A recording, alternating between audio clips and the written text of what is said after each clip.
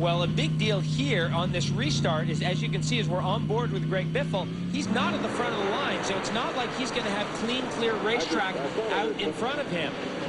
So he's not going to have an opportunity to cruise away from these guys. All right, that last caution, as we go back to green flag racing, was for 4 laps. Now remember, Biffle and Bliss made it past the halfway mark. We got some contact there through the festival turns.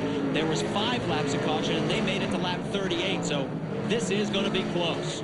And look at the front of Rob Morgan's truck. Boy, Rob Morgan having a tough time through the festival curves today. Man, that truck is a mess.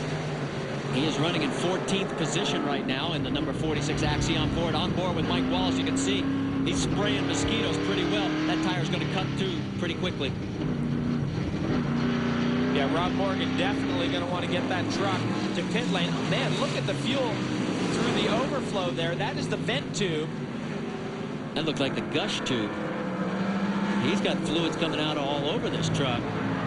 I'm sure if he doesn't pull it in, probably NASCAR officials will be pulling him in. Now, there is Greg Biffle in the middle of all this traffic, right behind Ron Barfield in the 55 truck. Look at the nose on Compton's truck. We didn't see where that happened. Yeah, he ran into Rutman, I believe, on the restart, so he's got some damage now. Stacy is on the lead lap. He's in 20th position right now. Back to our race leader, Greg Biffle. He is coming up on some lap traffic there. That is Ron Barfield. Barfield's the last truck on the lead lap. He's in 21st. And look at Ron Fellows. He's mixing it up there. He's gotten around Tolsma. He's gotten around Tolsma. Now this is a lap truck in front of him, the 78 truck. Taking a look at our Napa Field summary, the points championship battles, it stands right now. 43 at Jimmy Hensley, you saw there, he is running in 7th. Pitarresi is several laps down. There is Ron Fellows. He's currently in about 4th position.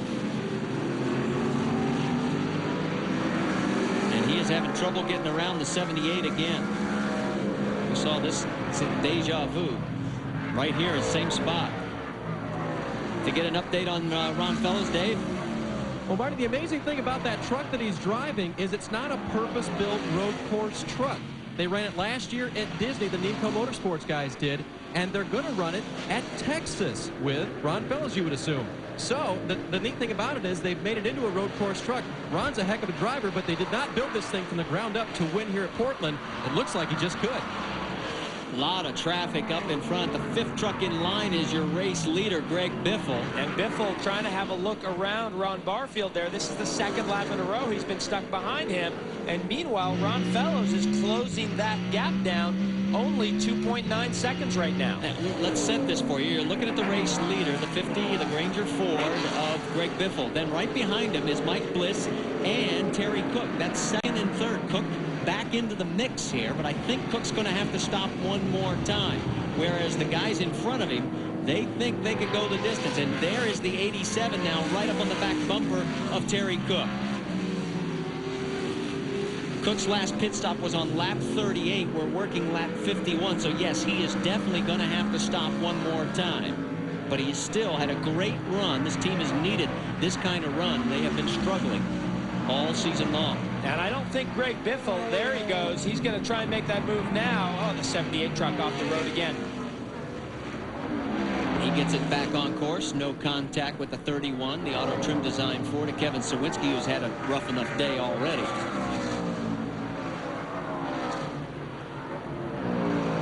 They make their way down the backstretch. Meanwhile, we go back on board with our race leader, Greg Biffle. You can see the margin back to his teammate, Mike Bliss, at the Granger, 225.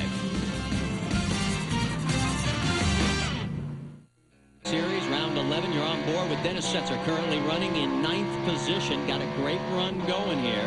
Right in front of him is Jay Sauter. And we get the Circuit City telemetry. And more than 150 miles an hour down that back straightaway. And you really try and roll the speed through those S's. A little dab on the brake there. 2nd gear through this last turn. Really hard to put the power down. In fact, I think I need to correct myself. Setzer is probably going to be in 8th position. Yes, he is. And now he's going for 7th. He just goes by Sauter. Whoa, in a little bit hot there. Down to first gear. And it's a drag race out of this slow part of the chicane over that pavement change. There you can see the margin back to Jay Sauter. Boy, what a run Sauter had last week, despite the aerodynamic damage to his right front fender. He came home in 2nd place. Right now, Setzer is climbing up on the back bumper of a smoking Andy Houston, and that is for position. Houston is 6th. So Dennis Setzer, definitely the man on the move right now. You saw where his best career finish on a road course was 14th. Right now, he's got that bettered easily. He's running 7th.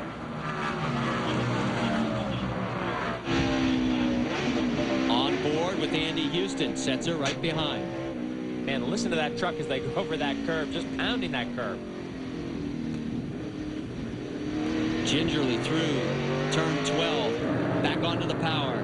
Now let's check in with our race leaders. That's Stacy Compton about to go a lap down. Yeah, Compton was a lap down. He got that lap back, and he's working hard to keep Biffle behind him as Ron Fellows comes up past the 99 truck. So Fellows up into 2nd place. So Fellows, despite losing a 25-second lead when that last caution came out, finds himself back into the thick of things as traffic has slowed up race leader Greg Biffle and allowed the 87 AER Manufacturing Chevrolet to pull back into this. Right now, Stacy Compton in 18th position in the Royal Crown Dodge. That's not where he wanted to be. He spent a lot of time and energy trying to better their road course program, but it just didn't pan out. Well, this is critical for Stacy Compton on points, and as I said, he's just barely on that lead lap. There's a look at the points. As of right now, because of Compton falling back to 18th, it's going to allow Jack Sprague to hold on to the points lead as of right now as you take a look at our Napa Field summary. So that's an interesting development for Jack Sprague. And look at Fellows putting the pressure on Biffle here.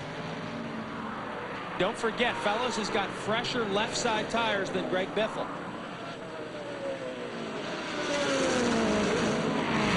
Look at this, 3 wide. No, Fellows says, I can wait a little longer. Biffle's on the outside now. This could be trouble for him. Oh, this is going to be an opportunity for Fellows here as Biffle gets blocked out by Compton, and that is the opportunity that Ron Fellows needed. That is road course experience at Portland. Remember, Ron Fellows has won here 3 times in a Trans Am car, twice in a Ford, once in a Chevy. Well, you're right, Marty. That is road course experience, no question about it. I mean, Stacy Compton was fighting very hard to stay on that lead lap. On board, the Granger Ford. Greg Biffle now in 2nd.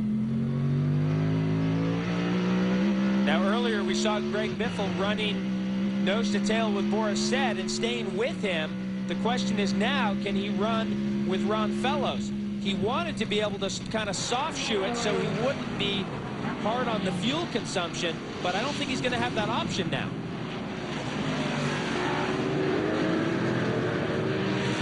Through the final turn, the sun beginning to get right into these guys' eyes as they head down the front straightaway.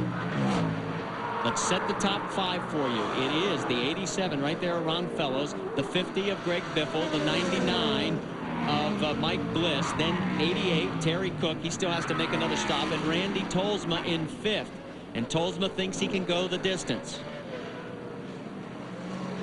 So out of the top 5, only Cook apparently must stop. Everybody else may be stretching this, trying to make it a fuel economy run, but they're averaging over 87 miles an hour. That still eats up a lot of petrol. Petrol? That's just another word for gas.